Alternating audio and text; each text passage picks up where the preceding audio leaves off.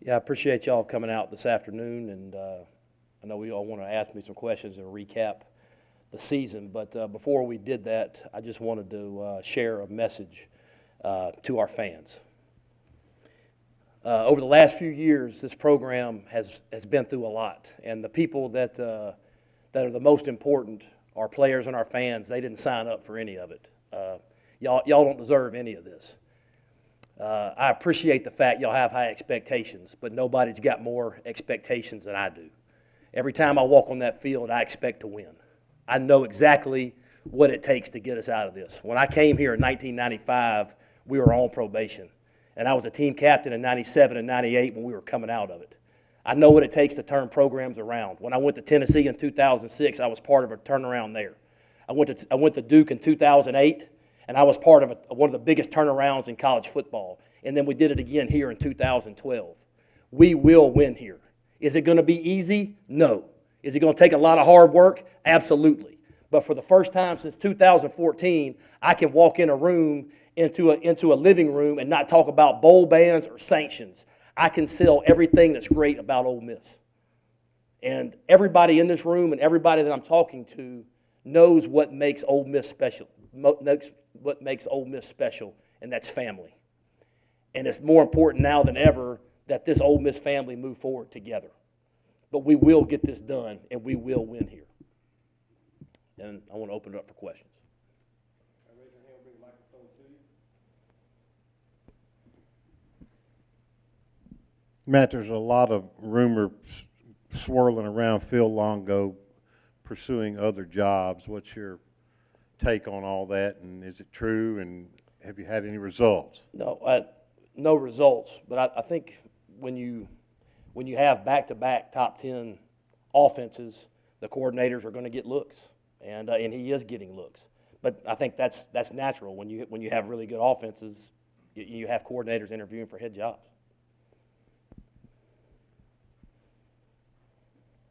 Kind of following up on Chuck's question, in the event that he doesn't get one of those jobs, is he safe with you, with your staff, or is that something that you're still evaluating? Yeah, no, I mean, you're always evaluating. I think we're really good on offense. We had 2 top 10 offenses. Are there things we got to fix in the red zone? Absolutely.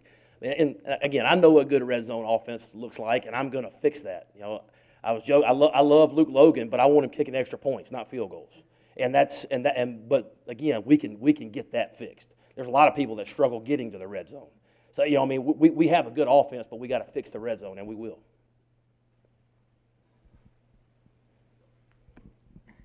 Matt, regarding your opening speech there, that's a level of emotion and passion, I guess, that we didn't see during the regular season. What's changed in how you address folks? Well, just the fact that I did it here in front of the camera. That's me, and it's who I am. I'm an emotional person.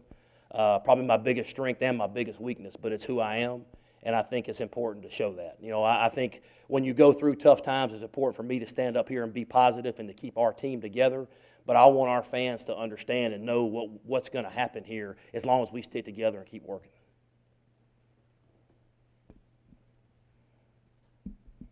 And I know Friday you kind of put out a comment with the statement with McGriff moving on, but what kind of led into those decisions, and when did those decisions and talks kind of begin with him? Again, you're always evaluating, and my focus right now is on finding the best defensive coordinator for this program and recruiting. Recruiting is the lifeblood of this program, and finding the right fit at defensive coordinator, and that's where my focus is. We don't have long until the early signing period, and that's going to be huge for us. But finding the right fit at DC and recruiting, that's where my focus is right now. Coach, the last couple of days you've been in some homes. What is the reaction now that you're not talking about bowl bans and probation? I can't tell you how refreshing it is. Again, I've been there Sunday night, Monday night, and earlier this morning. I'm in homes, and for the first time, I can sell Ole Miss. I don't have to sit there and defend, well, Coach Luke so-and-so said that y'all couldn't go to a bowl game this year, this and that. You don't. All you have to do is sell Ole Miss and sell our future. And again, our recruiting class is going really, really good, and people see opportunities to come in and play, and it's really refreshing to be able to sit down and not have to worry about that and try to always defending yourself. You can just go sell Ole Miss. Matt, does the early signing period put any sort of clock on finding a defensive coordinator, or how do you balance that? It certainly raises the level of difficulty up, but you can't put that in front of finding the right person. So I think I have to find the right fit. If it works out or I can get them before the signing day, that's obviously best, but I'm not going to put that ahead of finding the right fit. Matt, some of this may be sanctions related, but you guys as a program have struggled to recruit Memphis successfully the last several years. When you evaluate that, what do you see? Is it personnel related? Is it approach related? Is it probation related? You know, one of the first things I did when I took over here was I brought in Tyler Siskey. And his approach to recruiting and our new recruiting, the way we're doing things, is so much more efficient, and I love it, and it's paying big time dividends. And there's guys in Memphis right now that we're targeting and going after. But I love what Tyler Siskey's doing, and I hope it pays off this year. Matt Rayer, you keep talking about trying to find the right fit at defensive coordinator. To you, what is the right fit for this program right now? You know what? I think you have to get in front of people and talk to them, because I want somebody that's called it and that's experienced and they have a plan. But that's not just where, this is the Southeastern Conference. And you have to have somebody that can stand in front of a room and command the defense. It can capture their hearts and their minds, but also is schematically very, very competent. And so I think, but it's the right fit. It's not just one or the other. It's the right fit, and that's what I'm looking for. Matt, you touched on Phil. Are there any other movements on the staff that you anticipate? Again, right now, because of the early signing period, all I can focus on right now is finding the right fit at defensive coordinator in this 2019 recruiting class. That's where my focus is right now, because that's all I have time for.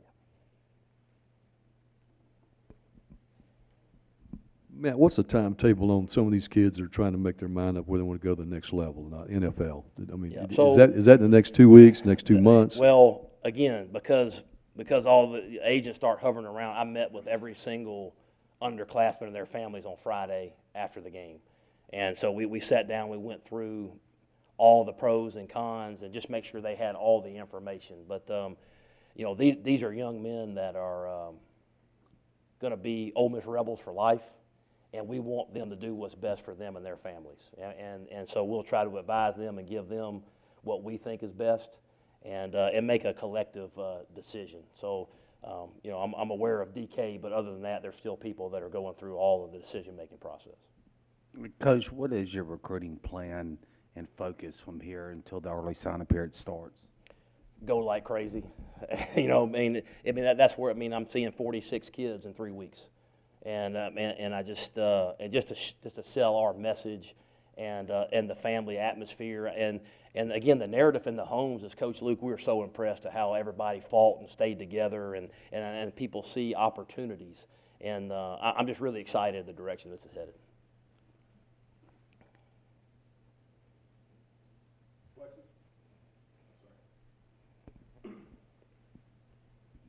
Hey, Matt, regardless of the shortcomings of the defense this past season, it was still a pretty young unit. What do you tell potential candidates for coordinator about the talent pool that's already here for that defense? Well, you do. You have several defensive linemen coming back, and your best corner coming back off of an injury. So there's a lot of pieces there, and again, but you can infuse that with a lot of young talent, and that's what I'm excited about. Over 60% of our team next year is going to be freshmen and sophomores. And so we're going to build this thing, and we're going to build it with great players. Like I said, we've done it before. We're going to do it again. We just got to go out there and recruit and build this thing the right way. Matt, in retrospect, and I know you want to look forward, but you got to look back to correct things. Do you feel like you underestimated the impact that those transfers had on your depth, on your talent pool going into the season? You know what? I don't know that I underestimated it, but it probably showed its head more with all the injuries we had. So now you got 9 guys that transfer. So when you have 9 guys get hurt, now you're sitting there down 18 instead of down 9, and so you're playing maybe some freshmen that aren't quite ready. So I think maybe because of the amount of injuries that we had for the year-ending injuries, I think probably the depth showed up a little more than I wanted it to. Coach, as far as the SEC's decision kind of to bring the athletic directors together, what do you think of the importance, need of that decision just moving forward to make sure that sort of thing doesn't happen again? You know what? I mean, it's a passionate game, and it means a lot to everybody, but nobody wants that. And I know, I think Ross can address that. I think he's going to the SEC office at some point to talk about it, and he can address it. But obviously, there's a right way to handle things. Man, how many guys do you look to sign in December that would be able to come in January? Do you have a real number on that? Yeah, so again, we have to sign at least 7. That way we can use all of our initials because we can count 7 guys forward and sign up to 32. Now, we can't go over the 85, but we have to sign at least 7. So that's obviously the goal. I know the 4-game rule gives you some leeway here, but of all the young guys you're bringing in next year, what percentage are going to have to play because of the lack of depth that has kind of happened over the last few years? You know what? It's a great question, but it's one you don't really know till guys show up and start playing. You know, you have guys that come in on reputation, but then you always have a couple of surprises in there that come in that you don't think they're quite, but then they show up and they're really, really good. So I think there is some opportunities for young guys to come in and play, and we're going to sell that on the recruiting trail. But you don't really know till they come in here and start practicing.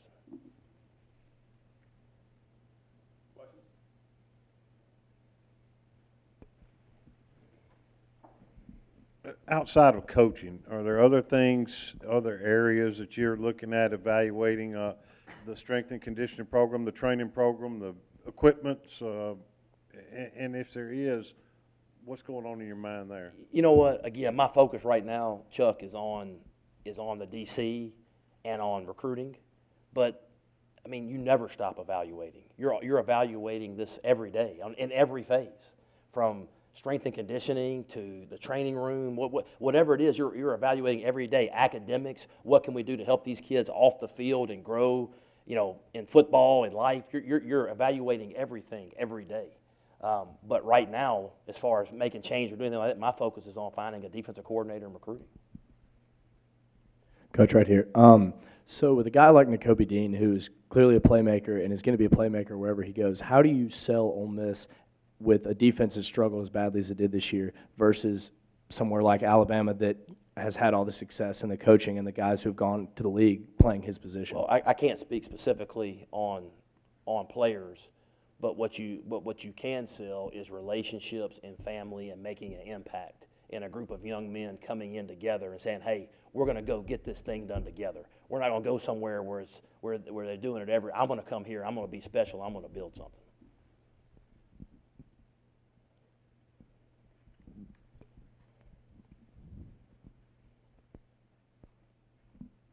Matt, there was a kind of a narrative, I guess, before the Egg Bowl that your personality and Joe Moorhead's personality might lead to a more civil rivalry. What's your opinion of that, and how does the head coach affect the tone of the rivalry? You know what I mean.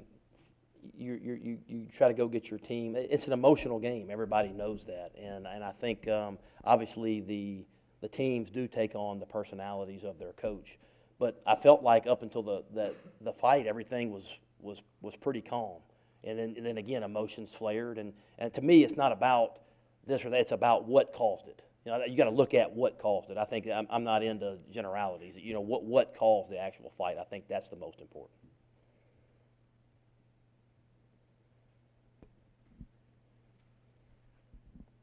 It was fairly quickly on Friday afternoon. I think the story came out about DK wanting to go pro. When did you talk with them after the game or Friday, and if so, what were those conversations No, like? again, I met with every junior that had the opportunity to leave. Met with his family. I think his was a little bit different, and the reason it came out earlier is, you know, he's been hurt and he's had a lot of time to sit and think about it with him and his family, you know, with his injury. But I think, and again, I don't want to comment for him, but this was something that he's been looking forward to since he was very, very little, and a dream come true, and he sees this as his opportunity. Going off that, how is the pitch for AJ or Greg or any of those guys different than maybe the pitch you're saying to the freshmen that you're trying to recruit? Is it a similar thing you're trying to sell them on? You know what? It's not a pitch. You know, I mean, you know, with the recruits you're building, these are real relationships, and you want what's best for that family. I mean, and obviously you would love for those guys to come back and help you in this program, but in the end, these are people that you got 5-year relationships with, and in the end, you want what's best for them and their family.